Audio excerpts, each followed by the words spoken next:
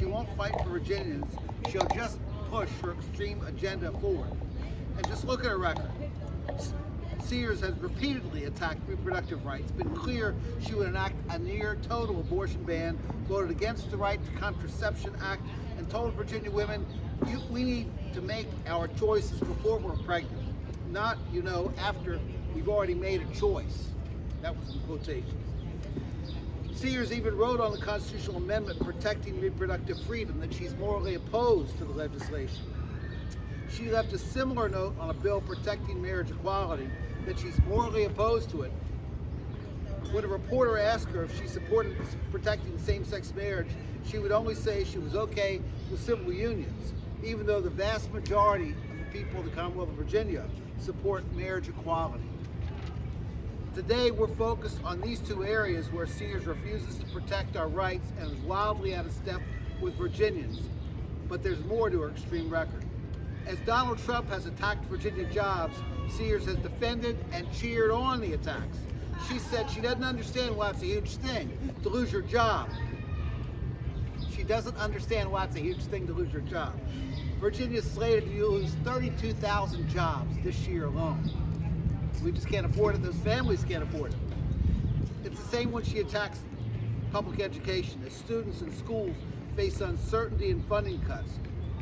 Sears is silent and has a long record of pushing to defund public education.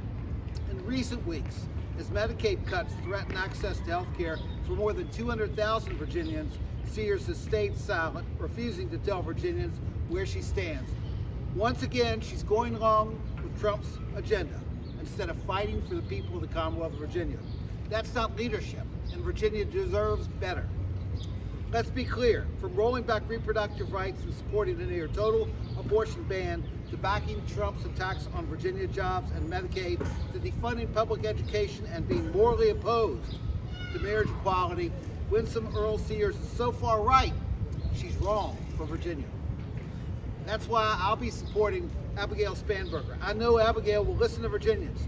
She's committed to delivering real and thoughtful solutions and fighting for what Virginians and the Commonwealth needs instead of pushing an agenda that's out of step with Virginians. Thank you, and now I'm going to hand it off to my friend and colleague, Delegate Katrina Carlson.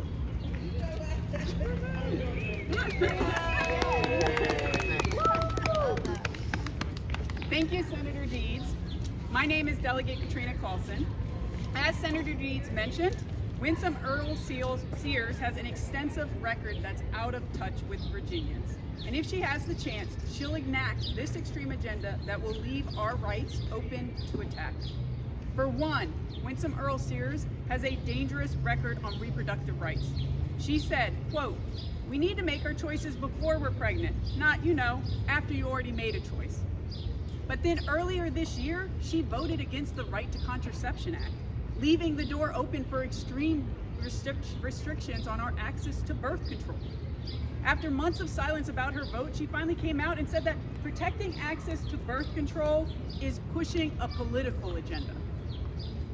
Then, the only political agenda that's playing out is hers, as she tries to put politicians into doctors' offices and decisions that should be between a woman and their doctor. And as if that isn't enough, she has equated abortion to genocide and supports a near total abortion ban similar to the one in Texas that has no exceptions for rape or for incest. What choice do those girls have?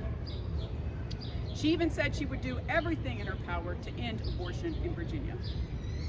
When signing the constitutional amendment protecting reproductive freedom that we passed through the General Assembly this year, she left a handwritten note that said she's morally opposed to this bill.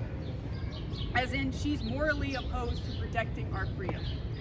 So no birth control, no abortion, no exceptions for rape or incest. It's all a choice that needs to be made. Where's the choice? It's an unusual step to take to sign that you're morally opposed to a bill that's passed, but she's done it before too. When signing the legislation that would protect same-sex marriage in Virginia, she wrote that she's morally opposed to that bill. This is a bill that Youngkin, our Republican governor, signed into law. She's morally opposed to it. When a reporter asked her about that one, she doubled down and said she wasn't okay with same-sex marriage. She's traveled around the Commonwealth giving commencement speeches at schools like Regent University, where she described being gay as obscene.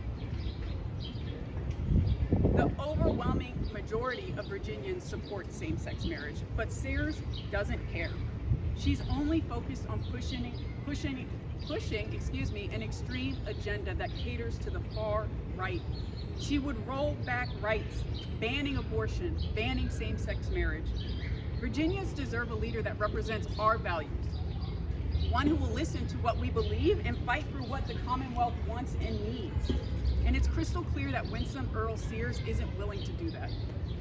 Abigail Spanberger, on the other hand, is committed to fighting for all Virginians and delivering actual solutions that work for us. And that's why I'm supporting her in November. And with that, I'm going to hand it off to Delegate Laufer. Well, thank you to Senator Deeds and Delegate Carlson and all of you for being here today. I think we are, at a point where we have decisions to make. And I just want to say, as many women, I also had a pretty difficult pregnancy, and it ended up in an emergency C-section. And I cannot imagine in that moment of that crisis having to wonder if my doctor needed permission from a politician to make decisions on my health care in my life, in my child's life. And we're at this point where this extreme agenda could be a reality. As the previous speakers have said, Sears left a handwritten note. We're each saying this because it is so unusual to say that she's morally opposed to this bill. She's morally opposed to protecting reproductive health care for myself and all the other women in Virginia.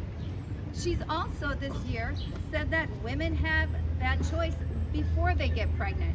Well, guess what? I was pregnant and I didn't know that I was in an extremely high risk situation. I needed options, and my doctor did too. We also know that she said it's genocide. This does not represent Virginia. We have a clear choice here, and I know I'm supporting Abigail Spanberger. She will represent all of us. Thank you. And I turn it over to Rebecca. Yay. Good morning, everybody. Thank you, Amy. Thank you, Cree and Katrina. Senator Deeds, Delegate Carlson, and Delegate Laufer. Thank you very much.